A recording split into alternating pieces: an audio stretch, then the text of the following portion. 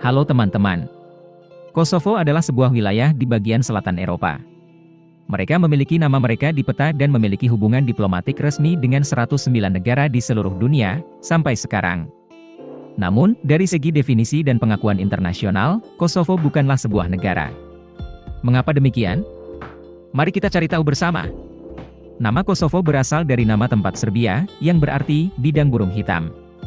Ini berfungsi sebagai pusat budaya dan komersial utama Kekaisaran Serbia abad pertengahan. Di sini, pernah terjadi pertempuran antara Serbia dan Ottoman pada tahun 1389. Meski jumlah pasukannya berkali-kali lebih kecil, namun dengan ketangguhan mereka, Serbia berhasil mempertahankan wilayahnya tetap utuh. Acara ini merupakan kebanggaan orang Serbia. Dan sampai hari ini, mereka masih melakukan perayaan tahunan. Pada akhir abad ke-14, kerajaan Serbia secara bertahap melemah karena perpecahan nasional. Terbagi secara internal karena perebutan kekuasaan.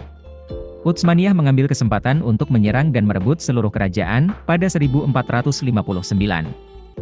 Di bawah pemerintahan Ottoman, sebagian besar penduduk di Albania dan Kosovo saat ini menganut Islam. Sementara itu, mayoritas orang di wilayah Serbia masih mengikuti agama Kristen.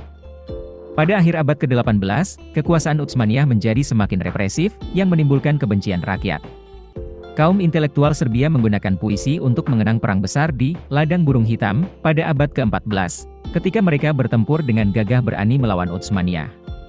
Sejak itu, membangkitkan kepahlawanan nasional. Pada tahun 1804, revolusi melawan Ottoman dimulai, dipimpin oleh Karaore. Dengan bantuan Kekaisaran Austria dan Rusia, Serbia mencapai kemerdekaan pada tahun 1817. Keberanian merekalah yang mengilhami Yunani, Montenegro, dan Bulgaria untuk memperoleh kemerdekaan mereka masing-masing dari Ottoman selama beberapa dekade kemudian. Pada tahun 1912 hingga 1913, ketika Utsmaniyah menjadi lemah, baik secara politik maupun militer, aliansi empat negara di Balkan melihat peluang untuk mengusir Utsmaniyah keluar dari Eropa. Mereka semua memiliki tujuan bersama untuk memperluas wilayah negaranya. Dengan kekuatan militer yang unggul, aliansi empat bangsa memenangkan Perang Balkan. Serbia menang dalam merebut kembali Kosovo dari Ottoman. Setelah Perang Dunia Pertama, Kosovo bergabung dengan Serbia, Kroasia dan Slovenia untuk membentuk aliansi. Itu kemudian disatukan ke Yugoslavia. Selama Perang Dunia Kedua, Yugoslavia diduduki oleh pasukan Poros. Kosovo bersatu dengan negara tetangga Albania dan berada di bawah kendali Italia. Ketika Poros gagal, Kosovo bertarung untuk terus tinggal bersama Albania, negara dengan agama yang sama adalah Islam. Namun, tentara Yugoslavia menggunakan kekuatan untuk menekan gerakan pemberontak. Kosovo akhirnya diberikan status daerah otonom. Pada tahun 1973, harga minyak meroket, menyebabkan ketidakstabilan dalam ekonomi Yugoslavia. Negara-negara dalam aliansi mulai memiliki konflik. Setiap orang ingin membawa lebih banyak bantuan ke negaranya. Pada tahun 1979, setelah periode stagnasi, harga minyak terus naik, membuat situasi ekonomi Yugoslavia semakin buruk. Bantuan tidak sampai ke Kosovo. Kemiskinan mulai menyebar, menyebabkan protes besar-besaran oleh mahasiswa dan warga sesudahnya. Mereka tidak hanya menentang ketidaksetaraan dalam bantuan, tetapi juga menuntut otonomi yang lebih besar. Namun, polisi menindak para pengunjuk rasa tanpa ampun. Apalagi setelah Slobodan Milošević, orang Serbia itu menjadi presiden Yugoslavia pada 1989. Dia menghapus otonomi dan mengirim tentara untuk mengambil kendali langsung atas Kosovo. Presiden ini juga menimbulkan ketidakpuasan dengan negara-negara anggota ketika memprioritaskan bantuan untuk negaranya. Itulah penyebab utama pecahnya Yugoslavia pada tahun 1991. Pada tahun 1992, negara Yugoslavia baru dibentuk, terdiri dari dua negara, Serbia dan Montenegro. Muslim Kosovo semakin frustrasi, karena mereka belum menikmati otonomi di bawah kepresidenan Slobodan.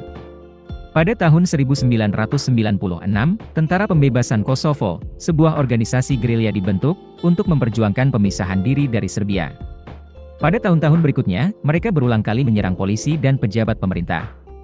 Tentara Yugoslavia, sebagian besar pasukan Serbia, melancarkan tindakan keras besar-besaran yang menyebabkan ribuan orang Kosovo tewas dan banyak lagi yang mengungsi dari tanah air mereka. Peristiwa ini menarik perhatian masyarakat internasional dan negara-negara besar mulai terjun. Yang pertama adalah Amerika Serikat. Kekuatan ini percaya bahwa penganiayaan Serbia terhadap orang-orang Kosovo adalah pembersihan etnis dan pelanggaran hak asasi manusia yang serius. Jadi mereka bergabung dengan sekutu NATO mereka dalam merencanakan rencana penahanan.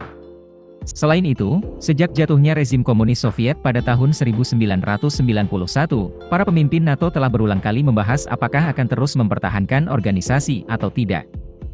Jika tidak ada lagi peran atau tugas, yang terbaik adalah bubar. Setelah dibubarkan, kekuatan hegemonik dan pengaruh Amerika Serikat akan menurun. Jadi, sebagai pemimpin organisasi, Amerika Serikat menciptakan lapangan kerja bagi mereka dengan campur tangan dalam konflik di Kosovo. Pada bulan Maret 1999, Amerika Serikat dan sekutu NATO-nya melakukan serangan udara dan bom di pangkalan militer Yugoslavia di Serbia dan Kosovo. Sekitar 1.000 pesawat dikerahkan. Banyak senjata baru yang diuji oleh Amerika Serikat, seperti pembom siluman atau bom pintar jam.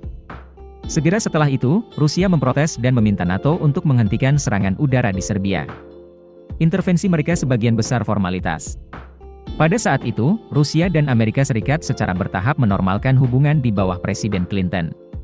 Mereka membutuhkan pinjaman dari Barat untuk menghidupkan kembali ekonomi mereka yang bermasalah. Karena itu, mereka tidak ingin berhadapan langsung dengan NATO. Selain itu, Serbia juga bukan sekutu resmi Rusia. Mereka hanya bersimpati satu sama lain karena asal-usul Slavia yang sama dan agama Kristen yang sama. Fakta bahwa Rusia campur tangan terutama untuk mempengaruhi media, membuat mereka memperhatikan konflik di Kosovo dan melupakan ketidakstabilan ekonomi dan politik di negara itu. Di pihak NATO, serangan udara berhenti pada Juni 1999, setelah pasukan Yugoslavia setuju untuk mundur dari Kosovo.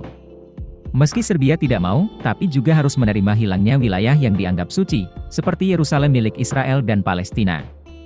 Sejak itu, pasukan penjaga perdamaian Rusia dan NATO telah ditempatkan di Kosovo untuk menghindari perang lebih lanjut. Kosovo juga mendirikan pemerintahan sementara, yang disponsori oleh Perserikatan Bangsa-Bangsa. Pada 2008, mereka mendeklarasikan diri sebagai negara merdeka. Sampai saat ini, 109 dari 193 anggota PBB telah mengakui Kosovo sebagai sebuah negara. Namun, mereka belum memenuhi syarat untuk menjadi anggota penuh. Karena 2 dari 5 anggota tetap Dewan Keamanan Keberatan, Rusia dan Cina. Untuk diakui, kelimanya harus setuju. Rusia dan Cina berpendapat bahwa wilayah Kosovo adalah milik Serbia dan masih dalam sengketa, sehingga tidak memenuhi syarat sebagai negara, artinya kedaulatan wilayah tersebut belum ditentukan. Jika mereka mempertahankan pendapat mereka saat ini, Kosovo selamanya tidak akan dapat menjadi anggota Perserikatan Bangsa-Bangsa. Video berakhir di sini. Terima kasih telah menyukainya. Halo dan sampai jumpa lagi.